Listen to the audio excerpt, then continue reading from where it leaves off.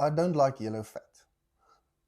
I bet some of you are pretty pissed off at me right now, planning a boycott, wanting to click off, or angry typing away a comment about I clearly don't know what I'm talking about. But I also bet some of you are thinking, someone had to say it. Seriously, what's the fuss about? Some old guy once said, opinion is the middle ground between knowledge and ignorance. So today, let's try to add a little bit more knowledge and a little less ignorance. We're going to take a look at what makes yellow fat yellow, why it tastes different, and how it compares to A-grade Biltong.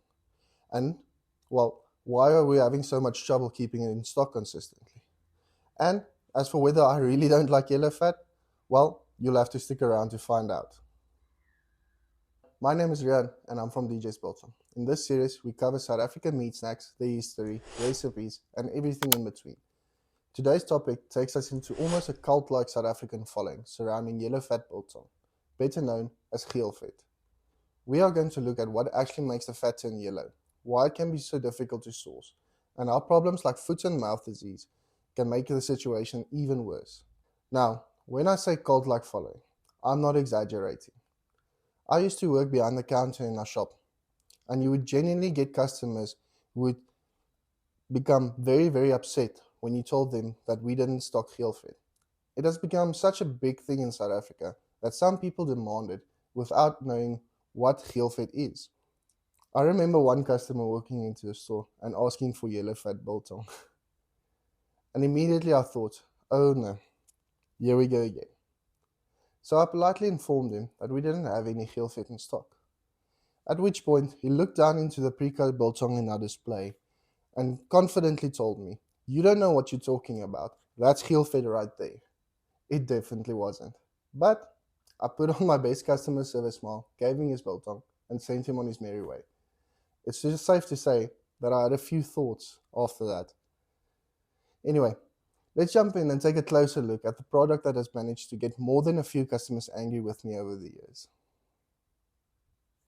When I say Geelvet biltong, I don't just mean any fatty biltong. Geelvet directly translates to yellow fat, and the name is not being ironic. The fat has this distinctive buttery yellow golden color. It's especially easy to see when you compare it with the white or creamy fat normally associated with A-grade biltong. Once you know what genuine Geelvet looks like, there's really no mistaking it. Sorry, sir. Now, in everyday South African meat and biltong talk, the color of the fat is often directly linked to the grade. You normally hear it explain something like this. A grade is your younger beef with the whiter fat. C grade is your older beef, and that's where people expect to find the yellow fat. Then, somewhere in between, you get AB, B grade, or what some suppliers might call supers. And no, I'm not talking about A grade because we sell it and I'm trying to make ours look better. Although, ours is pretty damn good. Some might even say the best in town. But a simple A grade versus C grade explanation is the way many of us grew up understanding it. And it is still how people commonly talk about it today. Technically though, the letters mainly classify the age of the animal, while fatness is graded separately. So C grade does not automatically mean yellow fat, and A grade does not officially mean white fat. But because genuine Geelvet is commonly associated with older cattle, the everyday link between C grade and yellow fat did not come from nowhere.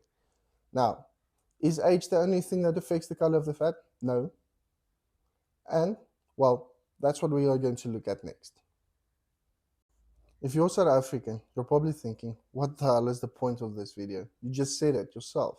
The cow's age makes the fat yellow. You've probably heard it 1,000 times at the butcher, at the biltong shop, or around the braai. But hold on, age is a factor, just not quite for the reason you might think. So let me try and explain this without putting you to sleep. Yellow fat biltong is commonly associated with grass-fed or pasture-raised cattle. You see, green grass and other plants contain natural pigments called carotenoids. And no, those aren't the thing that makes your grandmother struggle to see. Those are cataracts. One of the main carotenoids involved here is beta-carotene. When the cattle graze, they consume these pigments, and some of them are absorbed and stored in the animal's fat. Now, if you're paying attention, you might probably see where I'm going with this. The more of these pigments that are stored and accumulated in the fat, the more yellow and golden it becomes.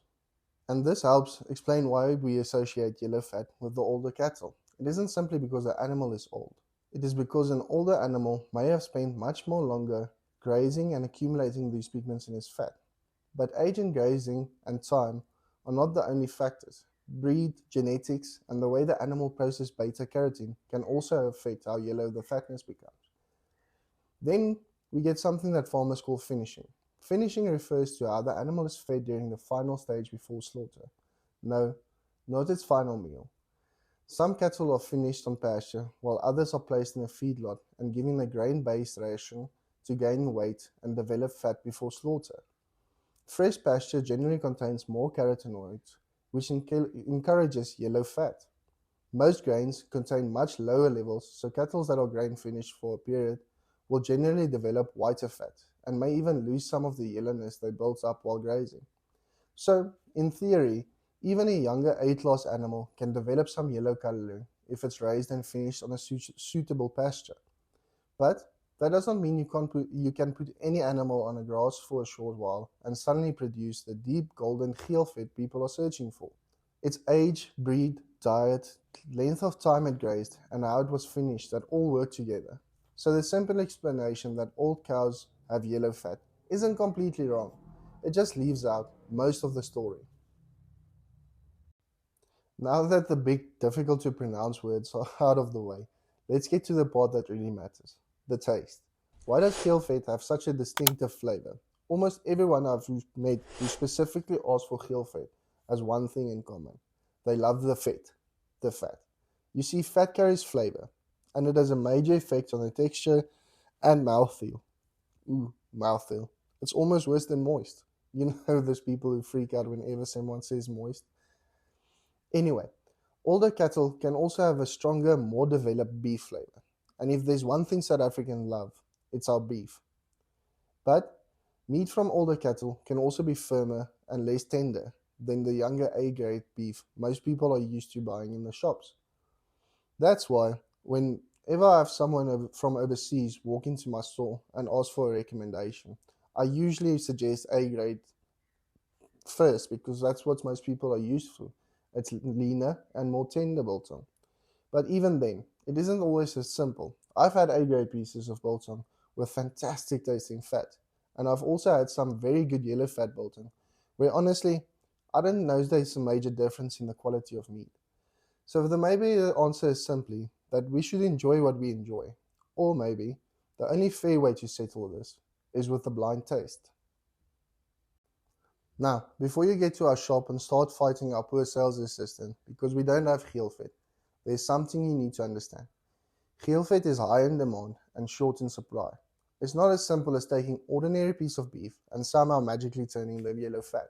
Although, I've heard some rumors in the industry of people trying to doctor the color with turmeric. Look, I'm not saying the rumors are true. It's simply something I've heard. But genuine Geelvet depends on several factors lining up properly. The animal's age, its diet, its breed, how long it's grazed, and how it was finished before slaughter. Because all of these things play a role, the natural supply is limited. It's much quicker and more predictable for farms and feedlots to raise younger A-grade cattle, finish them on grain, and send them to slaughter. The turnaround is faster and the meat is generally more consistent. It removes a lot of the guesswork, and consistency matters, because even if a supplier offers you C-grade meat, that still doesn't guarantee proper golden yellow fat. Then you add foot and mouth disease to the situation, and an already limited supply becomes even more difficult to secure. If you want to know more about that, you can watch my video on foot and mouth disease using the link in the description. So for family-owned businesses like ours that do not have their own farms or cattle grazing on pasture, getting a reliable supply of genuine Geelvet can be extremely difficult. And that brings me to a serious request. If you're a supplier of yellow fat beef, or you know someone who can supply it consistently, send us a DM or email us. Our email address is in the description below. The customers are definitely asking for it. We just need someone who can help us keep it in stock. So, are you part of the Geelvet faithful, or do you prefer a more tender piece of A-grade biltong? And where do I fall? Well, I do love my fat, but which one? The inner salesman in me won't let me pick sides publicly. So I'm afraid I'll have to leave you guessing. But whether you love Geelvet, hate it, or simply enjoy good biltong, we appreciate all of you.